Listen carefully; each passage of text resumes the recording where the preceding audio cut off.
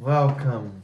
Welcome. Today, I haven't really brought anything. Today is Alex's job to lead the conversation. I did not sleep well last night. What did we do last night? Should we tell him? Last night we something overcame us and we decided to cover our kitchen floor in newspaper and to paint. Alex and I would never drink. I mean, we do drink, but maybe once every blue moon. When we do, we're drunk on one glass of wine. And then yesterday we sat on the floor and we started painting, and we just decided, oh my god, let's buy To get pissed. We just decided to have a bottle of wine. Look at the results. And we got so drunk. We somehow managed to produce something that's actually not terrible. Look at Alex's painting. How lovely is that? My painting, personally, we did a poll on Instagram. Have you checked, by the way, who won the poll? I won. Oh, fuck. Alex has won the poll, but this is my painting. Personally, I think she's perfect. This is my painting. These are so lovely. It's a shark. It's a shark. Guys, this very morning, I have something very special I want to talk about. It's something I've been looking forward to. Yeah, Alex. Roll the drums. Get ready. Some people, there is potential for people to take offense to this video. This is our opinions, our personal opinions. And our opinions is always right. If you feel attacked by any of these criticisms today, listen, I want to talk today about bad directing. So if you're a bad director, this video is for you. If you feel like you might be a bad director, this video is for you. If you feel triggered watching this video, then this video is for you. This is our perspective, simply our perspective. Not every actor will agree with us. We would just like to share our own personal opinions. Fasten your seatbelts because it's about to get feisty. I can't wait. Charlene, we didn't turn the candle on. Oh shit! This fire is gonna light up your ass. Let's talk about bad directing. Alex, you were so excited to talk this. Please take it away. I was excited to talk about this because a lot of the times when directors speak to actors, they do not know what the process of acting looks like. They think that acting is us making faces. It's about emotions. But because we're pleasers and we want to please the director and we want to be easy to work with, 99% of the time we just take the worst direction you could possibly imagine. We nod and we go, okay.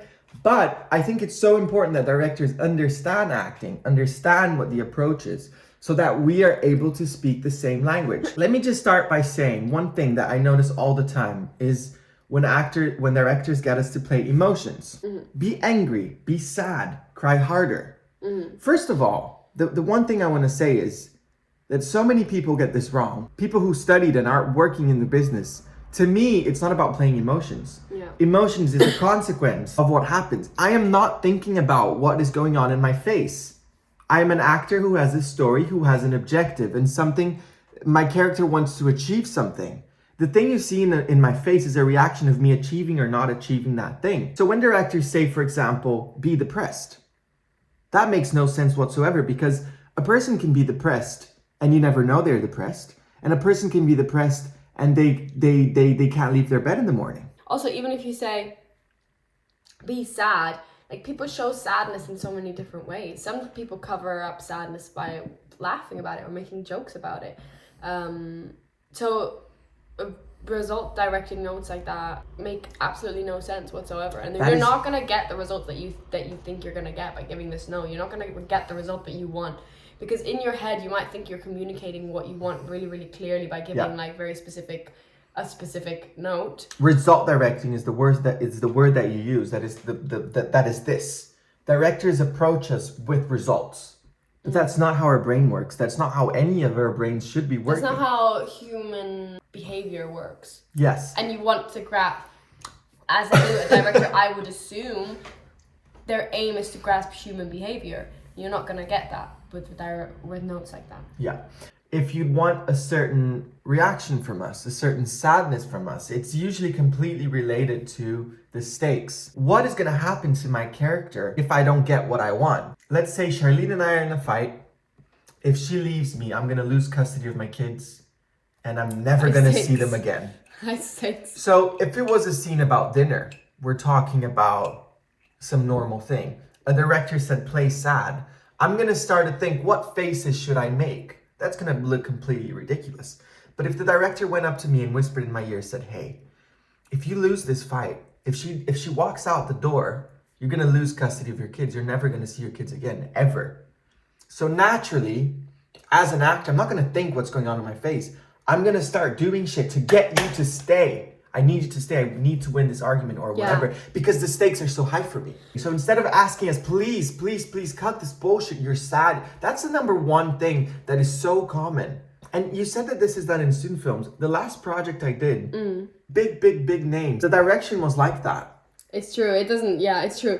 Obviously, the set was so big, the schedule was so tight. There wasn't time to talk about objectives and this and that. So they just throw in, you know, quicker, faster, smarter, smaller. Like, okay, to a certain extent, of course, these things happen. But at the end of the day, if your entire directing is that approach, you're a fucking idiot.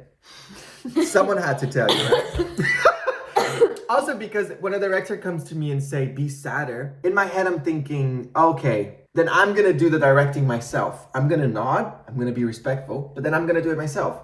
I'm gonna think, what are the stakes? What is my character gonna lose if I don't get this? You know, I start to naturally go through That's the thing. things in my head that I could do. A lot of actors do learn to direct. We learn to direct ourselves, you know, and if we receive a note that is like result directing, then we can sort of translate in our minds, oh, I think this is what they want, this is what he or she wants, so let me find my own way of getting there. Question, isn't this, because I know that you work with film students quite a bit sometimes, so isn't this like the first thing that they teach in film school, to not give result directing? I work in a film school. A lot of the workshops I do with the students is on how to direct actors. I don't think they work it enough. Most schools have like a workshop or two, and then the students have a go at directing actors, you know, maybe a week or something like that. But you can see this is such a hard process. Well, the thing is though, the truth is that if a director gets to work with a good actor who knows what they're doing, which, you know, ideally I guess most directors would, and the good thing is that directors have a privilege of choosing the actors they want to work with, right? So if they're lucky enough to work with an actor who knows what they're doing, they might not even notice that the direction they're giving is bad, because like what I said earlier, we will find ways of translating their direction, and we will help ourselves in our own brains and find ways of getting to what we think, oh, this might be what they want, and they'll be like, oh my god, and then they'll see us doing something brilliant and they'll think, wow, I'm such a good director because that note was amazing, when actually we did the work and we translated their terrible note. Like, this is often happens. High five, sister. It's like when you go on a date and then the guy goes home thinking, my god, that went amazing. Of course it went amazing, I did all the work, you fucking idiot. Another thing, going back to what Charlene said, sometimes good actors will make bad directors really good, and directors will think, wow, I did amazing. There's another thing I want to say, and I want to quote Miss Viola Davis. Look, her book is here. Can you see it? I was going to pull it out. Viola Davis, like all greats, said, not in this book, by the way, but she said in an interview or something so incredible. She said, good acting when the script is good is actually really fucking easy. The best acting you'll ever do is in these shitty short films, in these shitty scripts, because you somehow have to make the bad writing, the bad everything, sound really good. And that is true. When the writing is good, when the dialogue flows, when things make sense, when things are relatively simple, you will naturally look so good. Yeah. Bad writing makes you look so fucking shit. Good writing makes you look incredible. The best acting you'll ever do is in a shitty script, and you think to yourself, my god, how do I make this work? And then the director, the writer goes, oh my god, that scene was amazing. I did great. No, honey, your actor was doing What Alex means is, because I think what you said made sense, but just in case anyone's confused, because you said that good writing makes you good, but the best acting you'll ever do is with bad writing. I think what he means is the hardest you'll ever have to work as an actor, and like the most that the job lands on you is when you have bad writing and you have to make it look good. There's so many good examples of that. I mean, one that comes from the top of my head is Millie Bobby Brown in season 5 of Stranger Things. I think she's a phenomenal actress. Season 1 is fantastic. Season 5, she has very little character development, very little screen time, very little to do. People are going, oh, that's bad acting, whatever, blah, blah, blah, blah, blah, blah, blah, blah, blah. I think it's just the environment she was put in. And as an audience, we just see Millie Bobby Brown. But there's so much there's so much happening behind that we don't see. People are also upset that she got lip filler or whatever, but she can do what she wants. Now, the thing is, as actors, we want to be seen as an equal collaborative artist, right? We don't want to be, like, the worst thing for an actor, one of the worst things for an actor is to feel like you're a talking prop and like you're a puppet. like a puppet, and the director is trying to like shape you into this image that they have in their head, and it has nothing to do with you, and they don't really care about bouncing ideas off of you.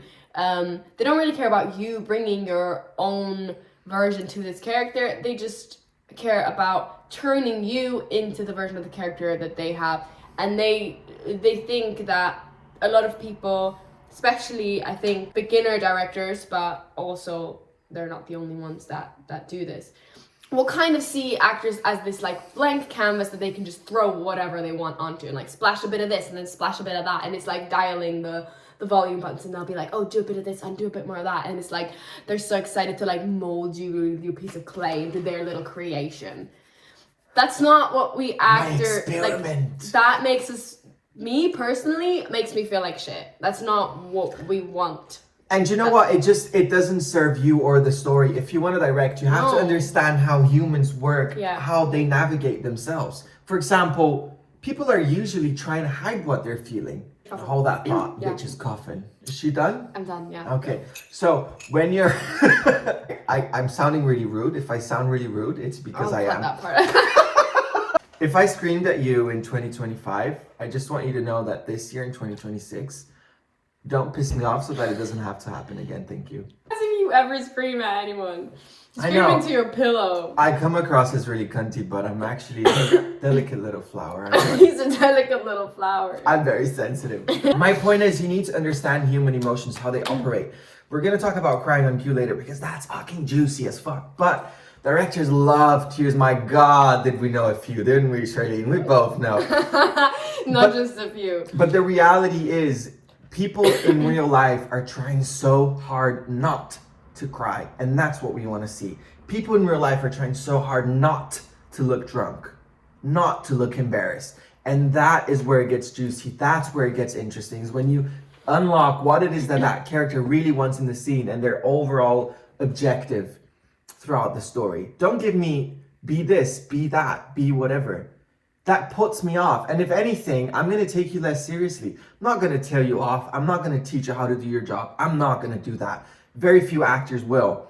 But I will take you less seriously. It's also not really like your place. Like you have to have a very good relationship with the director to feel comfortable to tell a director, like, listen, this note isn't really helpful. Like, I think maybe that's something we can discuss later as well. How you can, as an actor, gently like ask directors for more helpful notes, maybe. Anyway, we can talk about that later. Yeah, very interesting. How can you? The thing is, they have very fragile egos. So do we. So do we. Yeah. Except we are open to that criticism. A director would never be open to. Can you approach me differently?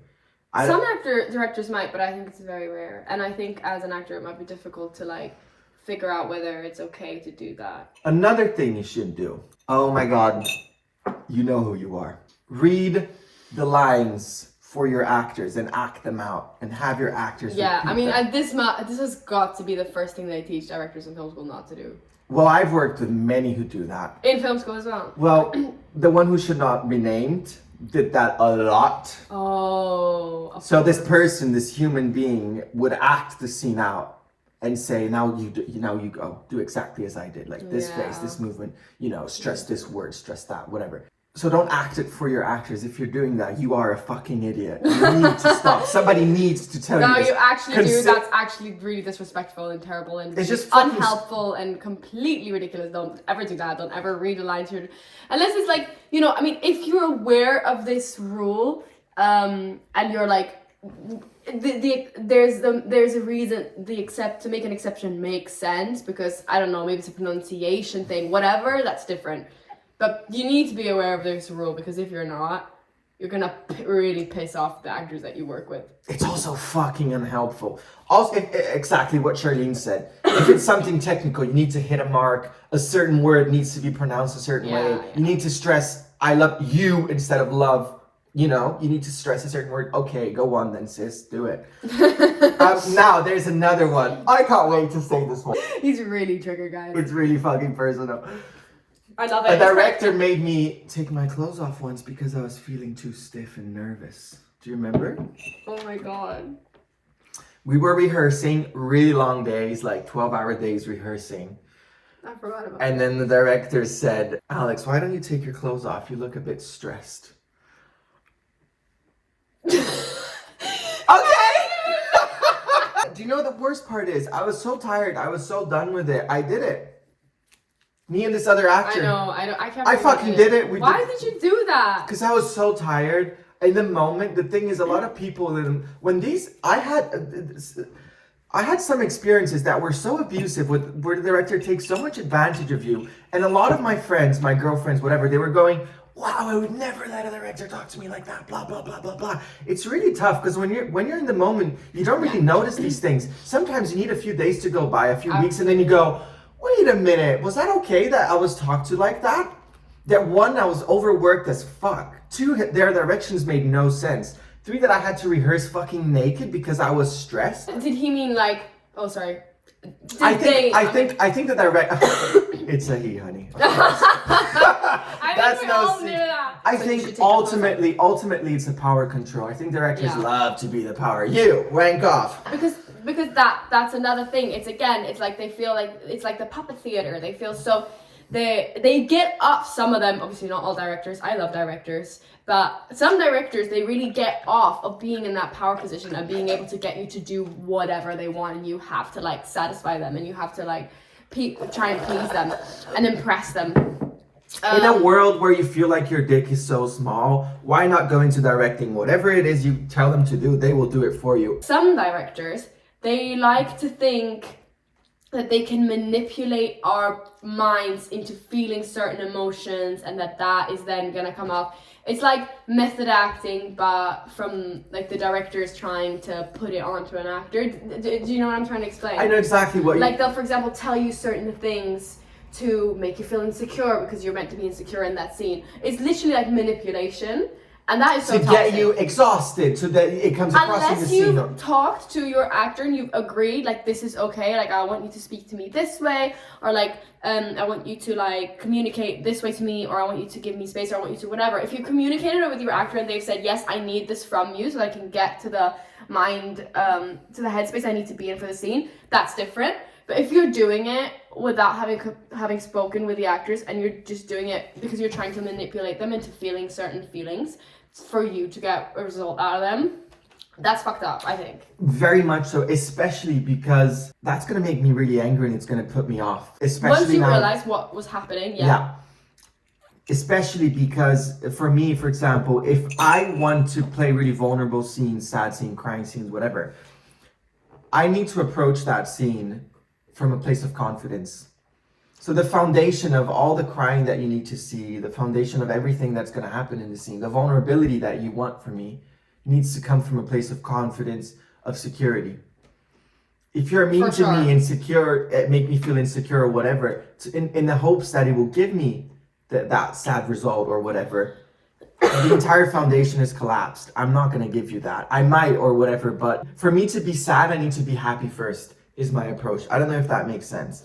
But I think just going back to the naked thing, ultimately, I think it's whether the director is aware of that or not. It's a power play. You know, whatever I say, you do. It's what a lovely what a lovely way for that director to exercise their ego. You taller, you smaller, you take your clothes off. You, I don't like it. Let's do it 20 times. It's almost trying to compete. Almost trying to assert, some dominance. Obviously, that's not aware in that person's mind, I wouldn't think. But it's really not serving your story, and it's honestly making you look like a fucking dick. But I think ultimately what the director wanted was us to loosen up or something. It's not as if something like that is going to get us to loosen up. Quite the opposite. You're going to get tense. You're going to get angry. Also, when you give 1,000 notes for a thing, it doesn't really help. I'll do this, do that, do that, do that. I think it's better to have one approach, two approaches, things like that. You slowly, gently go into it. Another thing I think that's another good example of not bad to give a million directing. notes. Too many notes at the same time that are contradicting and confusing, because that's not helpful. Simple and straightforward, I would say, for me personally, is the best way to go. And then obviously the backstory can be complex, but that's something different. That's something we worked on before. You can't tell an actor like 20 different things and what one means this and one means something completely different and then expect them to combine it in one moment. Just because the human brain doesn't work like that, it's really immature for you to think, wow, I'm such a complex director. I give you all these contradictory notes. You're happy, you're sad, but you're so excited to see her go, but you're so sad because her dog died, so you feel empathy for her. But at the same time, you're so jealous of her dog, and oh my, you know, the brain simply doesn't work like that. It's not complex, it's not beautiful. It's just fucking confusing. It's confusing. If you want to desperately have a complex background, please do it by all means. We fucking love detail and questions and answers and everything, but make sure that's done beforehand. If you really want to have that complex relationship, then that is something that you built before the shoot, where you learn about all the dualities and the internal conflicts and the all these objectives, and then when you're on set, it's you trust that all that work has sat down with you in your body, in your mind, and then you let the scene happen so that there's space for spontaneity as well. Spontaneity? Spontaneity. Mix between continuity and spontaneity. You need to have space to be surprised at things. I had another director who Charlene knows all too well, unfortunately, who wanted to rehearse the scene a gazillion million times, and it did not serve the scene. Like are we talking about the one, I think, to the point where like the eye movements were choreographed? No, this is insane now. The blinks were choreographed. We're not your puppet. We're not your puppet. The worst thing is that we put up with it because we're young sometimes. We want to please. This is a renowned director. This is so directors naturally have power over actors. Use it fucking wisely. Stop being a dick. Go to therapy. We're not your fucking talking prop. There, someone had to say it. We can also talk about things we like in directors now that we've roasted you so much. Yeah. What else do you hate in them? I think those are the main things. I think playing the puppet manipulator and if you do that, you're not aware that you do that, because a manipulator won't go, yeah, I'm a manipulator. No. Yeah. People who are manipulators don't know that they're manipulators, or in their heads they think they're not. So I'm here to tell you that maybe you are, if you do these things. Maybe not consciously, maybe not maliciously, but please be aware of yourselves. Thank you. Who's next? Well, those are the main things, I think, because everybody makes mistakes, and everybody has those you can days. give a bad note and not be a bad director. Everybody gives bad notes. Yeah. So it's not like, and obviously it is art, right? So there's not really rules. There is no right or wrong. It's about the context. Every actor works differently. Every director works differently. These are just general things that I think most actors are bothered by. I'm pretty sure it's not just us. If you want to break the rule, that's fine. Learn what the rule is, and then you break it. For sure. So if you're gonna consciously give a result direct an actor, if you're consciously gonna then have know this why approach, you're doing it. Exactly. I don't mind being result directed. If we're running out of time, it's simply you need it faster, quicker. If I'm being too big, if I'm being too small, hey, the little nudge, that's fine. But don't have that be your entire approach. And I think the best thing you can do is take acting lessons, or just understand how an actor approaches a scene, so that you can speak the same language. Yeah. Also, so much of your actor's acting is a result of you. If something isn't working, please know that you are also to blame. Yeah, so sometimes, like, for example, if a director feels like an actor isn't really quite getting the note that they're giving, maybe rephrase the note. Maybe try and explain it in a different way. Because some directors, if they didn't get in the first take what they wanted from you, they'll give the same note again. And then they'll be like, oh, just remember to do this. Yeah, and remember to do this. As if you didn't hear it the first time. Maybe try and rephrase the note, because maybe your note just wasn't really quite clear. Because it's about communication. Genuinely, it's just about communication, because you have an image in your head of what you would like from this scene and what you would like out of this actor. The actor probably has a completely different image. And your note makes sense to you. It might not make sense to other people. It might not make sense to the actor. So maybe try and think of it differently. Also, keep an open mind, because directors usually have a very strict vision of how they want it to look like. But if you keep Yeah. an open mind and just let your actors roll with it, you might be so surprised. But they might change your mind. They might give you a completely, different nuance to it, a completely different way of seeing it, and you might be so pleased with how it turns out. I think, something that I really admire in a director is that openness, that collaboration. And being able to admit mistakes and as well is such an important thing in a director. Being able to communicate and like ask, so what do you need from me? Asking an actor as well, what do you need from me? Yeah. Not just the other way around. Because sometimes we're going to ask a million questions. What's this? What's that? What's that? Sometimes, really, we don't need any talking. Yeah. There's so many different techniques and methods that you can use with actors. For example, the as if one.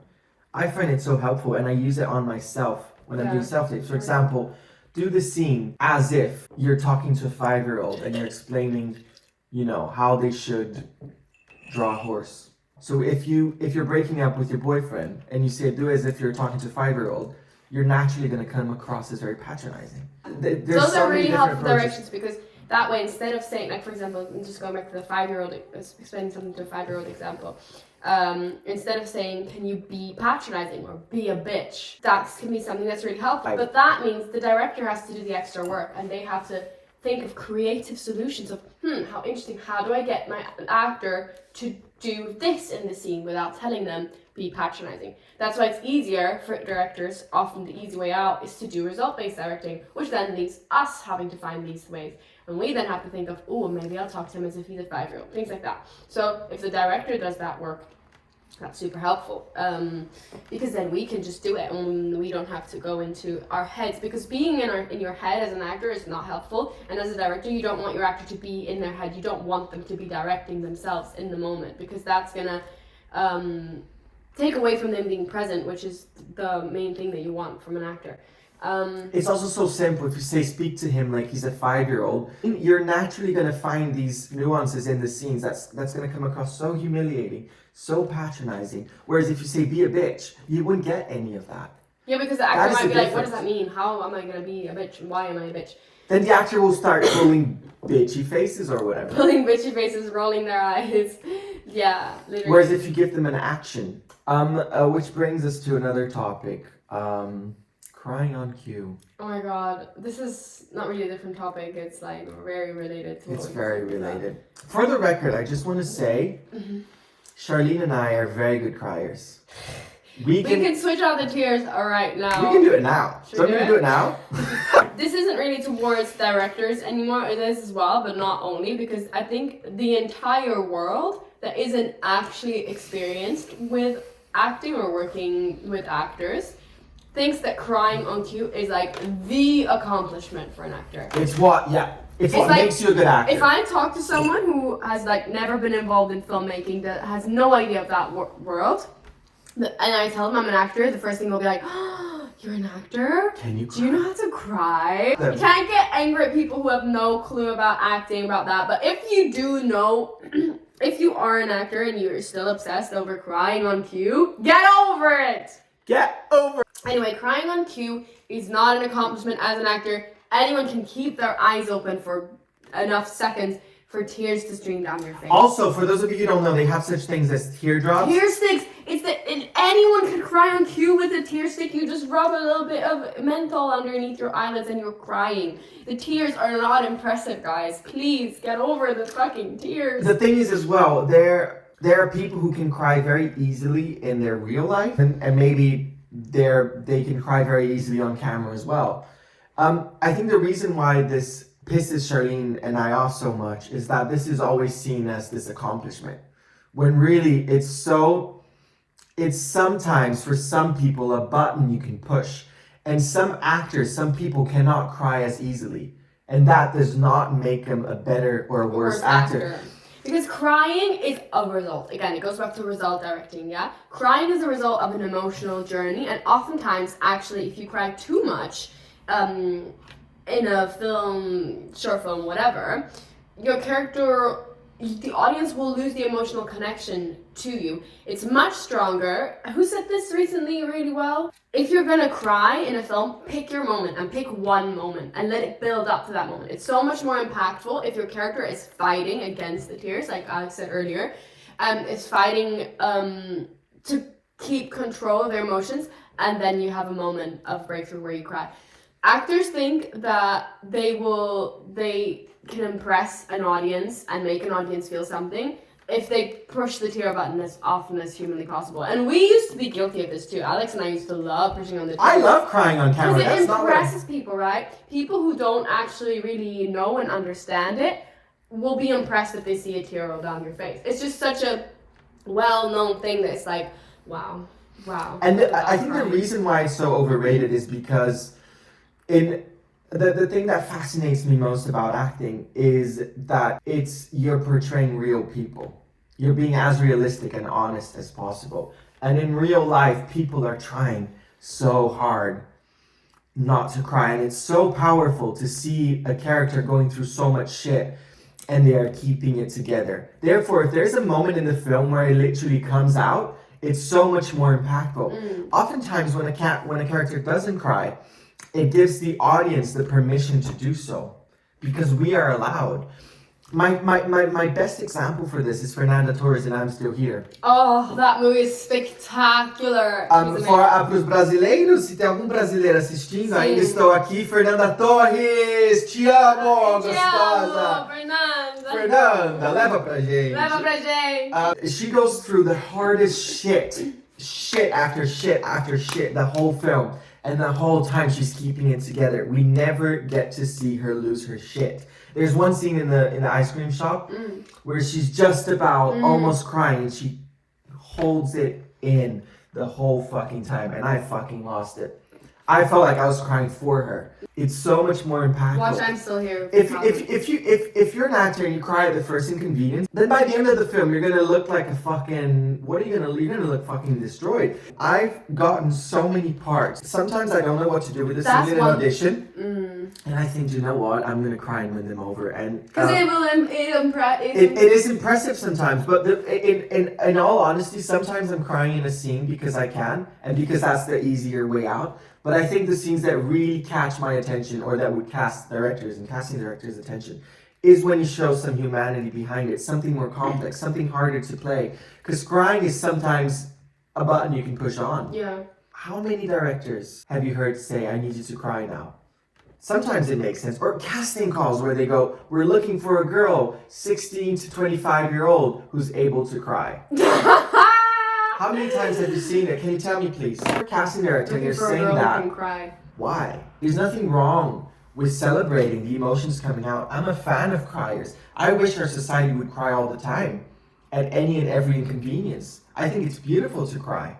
It shouldn't be something we're ashamed of. Yeah. I think we should all cry more often. I'm gonna have a cry later after this. Just kidding. See it as a process, not, the result. I love to see the tears. How interesting is that? That it's so looked down upon in life normally, but if you do it in a performance, people are fascinated by it and they applaud it. Yeah. How interesting is that? Fucking fascinating. What is our manifestation of the day, Alex? I manifest for these directors to stop being I manifest world peace. So we manifest. I manifest world peace. World peace. Okay, let's blow it out. Ready?